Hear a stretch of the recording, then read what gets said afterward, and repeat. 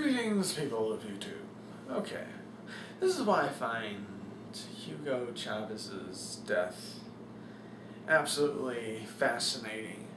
And maybe one day it'd be interesting if they wrote a movie about this man's final year and a half of life, because it is one of the greatest ironies in the history of mankind. Here you have a man who is in the beginning stages, or is in the prime of his power. He is grabbing power left and right in Venezuela. He did away with the constitutional amendment that says you only can have like one or two terms, and he basically said, I'm going to run forever and I'm going to take as much power as possible. And here he is grabbing power after power after power. And right when he's about to become like this dictator, he gets stricken with a disease that he is completely powerless over.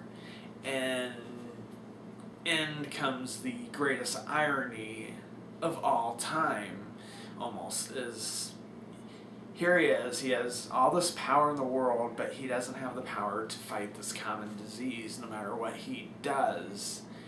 And no matter what you think of Hugo Chavez, it is an amazing irony what happened to this man and how he died over a common disease, and how, despite having all this power, he was still powerless.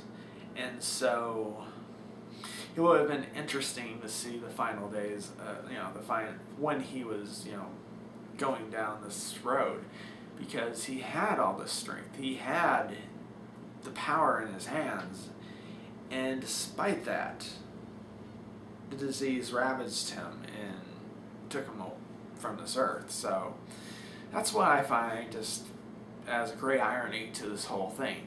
This man was en route to becoming one of those big-time dictators like Fidel Castro, and yet here comes this common disease that takes his life away.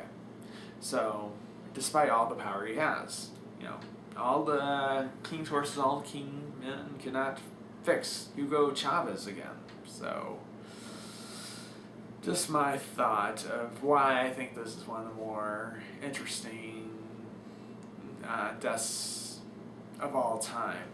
I mean, could you imagine? This would be like if Hitler had died of, pneumonia or some fatal disease in 1939 or 1938. This would be like, Mussolini dying of a disease, or Castro, dying of some kind of disease in 1965. We really haven't had a dictator in the history that's really died from a common disease.